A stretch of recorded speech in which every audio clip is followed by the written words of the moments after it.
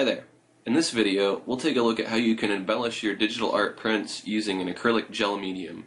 So, what I have here, it'd be kind of hard to tell on the video, but this is a finished piece here that I did, and you can see that it's just a basic 4x6 photo print on archival paper. You wouldn't want to try this on inkjet because the acrylic medium would probably smear the ink, but it works really well on archival photo paper. This photo paper, you can pretty much run water on it and it won't smudge the ink or anything, so it lends really well to the gel medium. And what acrylic gel medium is it's basically kind of like acrylic paint, but it doesn't have any pigment in it, so it's kind of invisible. It goes on white and then it dries clear over time, and then you get this nice textured finish that you can feel. It protects it against moisture and dirt and dust and everything, and it really encourages people to want to come up and touch your artwork, and if that doesn't bother you, then that's a good thing. It's a good selling point. And you can see that on the background here I used a kind of foam brush to get a different kind of texture than I did on the heart itself, where I tried to make it look more veiny. They have different kinds of gels that you can get. Some are harder than others, and some are softer, and some are more opaque, and some are more transparent. There's a whole bunch of stuff out there that you can get. And I'll kind of go through some of that. Here's another one that I did. I'm kind of just newly discovering what's working and what's not. Some pieces lend really well. Like this one, this is a trilobite fossil that I painted.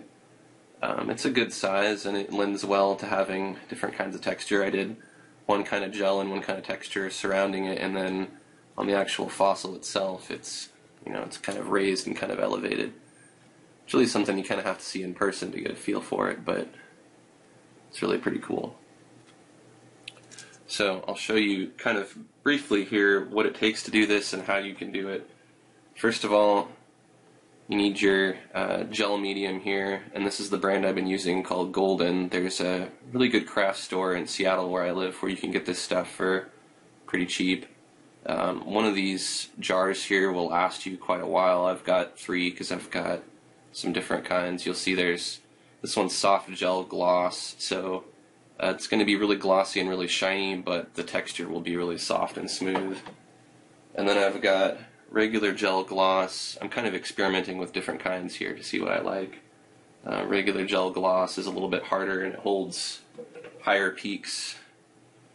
And then I've got soft gel semi-gloss, which is a little more opaque. I find I kind of like gloss better, but for some stuff the semi-gloss works just as well.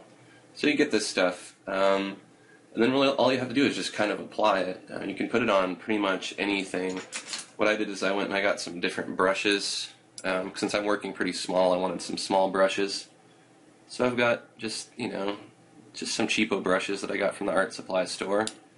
Foam brush. These things are all really inexpensive. A plastic palette knife, because you don't need one of those fancy metal ones for this. I've got some little acrylic bags to put them in when they're dry to protect them. You'll need a glass of water, because this acrylic stuff is water soluble, so you'll want to wash your brushes in it. And then of course some kind of surface that you don't mind getting a bunch of acrylic gel on. Try not to wipe this gel and stuff on your pants, because I do that with pretty much everything on my hands. And you'll find later that if you wash your clothes, you'll have all this dried plastic or acrylic stuff on all your clothes, and you'll be like, where'd that come from? It was probably from this. And you want some paper towels too. That's another good thing, or some napkins or whatever to wipe your stuff off. And of course, the image that you're going to work with. Again, you want to make sure that the kind of paper that you're using is going to hold up to this stuff, because I've done it on some prints and they were inkjet prints and it just ruined the print. So it has to be a good kind of material that can stand up to having acrylic applied to it. So you want to do some tests first. But these are archival photo prints that I got just from Walgreens, believe it or not. They're really super cheap. You can order them off their website and they do a pretty good job. So we got our photo here. There's a lot of ways that you can do it. It kind of depends on what your image is. What I recommend is to not just slather the whole thing arbitrarily, because then it's just going to look like you just smeared a bunch of goop on it. you want to enhance the contours that are there. So in this heart shape, obviously, I want the heart to stand out, to stand forward, and I want everything in the background surrounding it to go backwards and kind of be kind of flat. So I'm going to do the background with the sponge, and then I'm going to do everything else in the foreground with a finer brush. So for this one, pretty much using this fine tip brush here, and I'm going to use the soft gel gloss for this.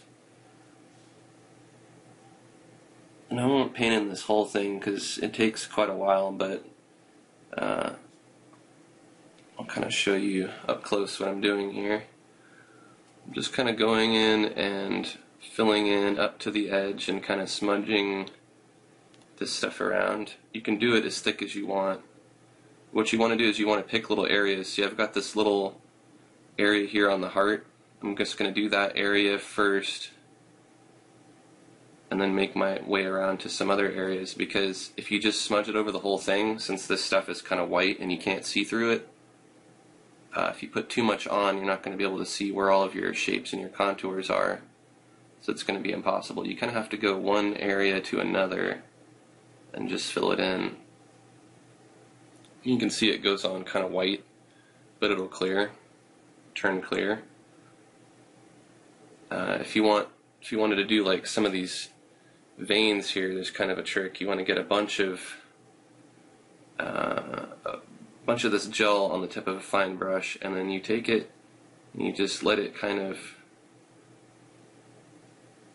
pull off some of this. You kind of pull and you rotate, you twist your pen, turn it while you're pulling away, and that'll put on this nice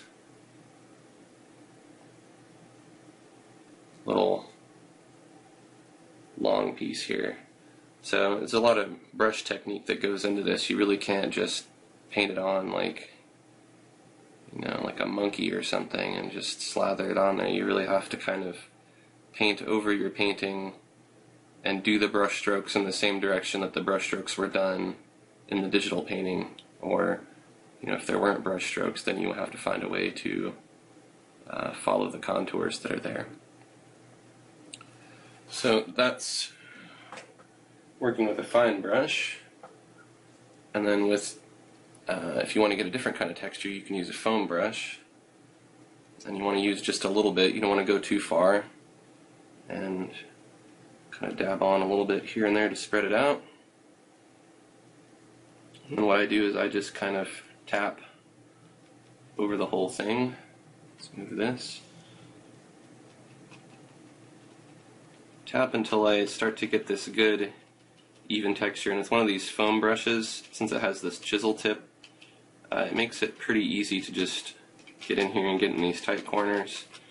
And this kind of thing, like, you don't have to worry about getting it super perfect, because honestly there's going to be some imperfections in it no matter what. But try to do a pretty good job. I find I just started making these things, or started doing these embellishing to my prints, and people really like it. It gives it another dimension that they can touch. It isn't just something to look at. It's something that you can now experience with your hands, not just with your eyes. So I'll kind of show you how this is looking here. You see, I'm kind of just tapping over the whole thing. I'm getting this nice even texture over it, but just on the spot where there's no heart, because where there's the heart, that's where I'm going to use just a brush. And I found you can get some really cool results depending on what you use to apply this stuff and how you use it too. It's a really fun thing to check out. And you can do a lot of cool stuff with this. It works really well for collages because it works well as an adhesive and as a sealant. So you could even put stuff in it if you want. Like you could embed glitter into it. I've put some glitter in with some of these heart ones. You could put sand or all kinds of stuff, really. I'm having fun just experimenting and seeing what works for each piece. But, it takes a little bit of time to do, but it turns something that's, a really inexpensive print that someone may or may not buy, because, there's prints everywhere. Anybody can get just a regular old print. Turns that into something that's now really unique and one of a kind, that has a whole added dimension beyond just being a cool thing to look at. And I think that's, something that's not too hard to sell. People are really into that stuff. So, there you can see, I've got my gel. Now I want to show you some other techniques here. You can use palette knife, of course, and get some of your stuff here and kind of slather it on. Now again, you still have to kind of follow these contours and pay attention to where these shapes and these areas are here. So making sure that I'm pulling in a direction that's following the contours of this heart. If I was doing the trilobite fossil or a flower or anything, a landscape, you have to just look at the piece and you have to see the contours that are in it, and you have to enhance those. Because if you go against the contours, it's just not going to look right. It's just really just going to look like you just smeared a bunch of gunk on your piece. You don't want it to look that way. You want it to look like this is a little miniature painting or something, That's the point of doing this, is to enhance a piece, not to ruin it. And you can very easily ruin a piece, so you'll want to experiment on some things that you're not really going to be too upset if they don't come out right. It's all kind of a learning process, and you have to see what's going to work and what's not. But fortunately, these kind of prints here are not very expensive, so it's not the end of the world if you don't get the results that you want. I've been playing around with different kinds of gels, the different kinds of glossinesses, and the different kinds of rigidity that they have out there. Some of these are really soft and some of them are really hard. They have some that are like chunky and crispy and have stuff embedded in them.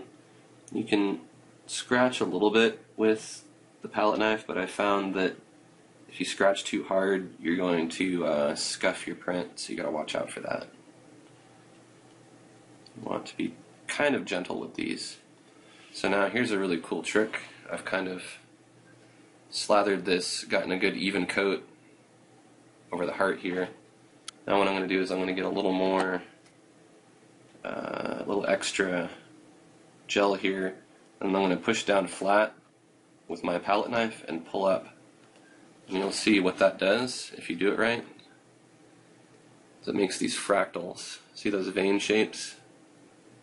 So I'll do some on the other side. All I'm doing is pushing down flat and just lifting up flat. And you just kind of do that everywhere. You just kind of press down on it and lift up. Now of course I'm only going to do it on the heart here because I don't want it to be on the background.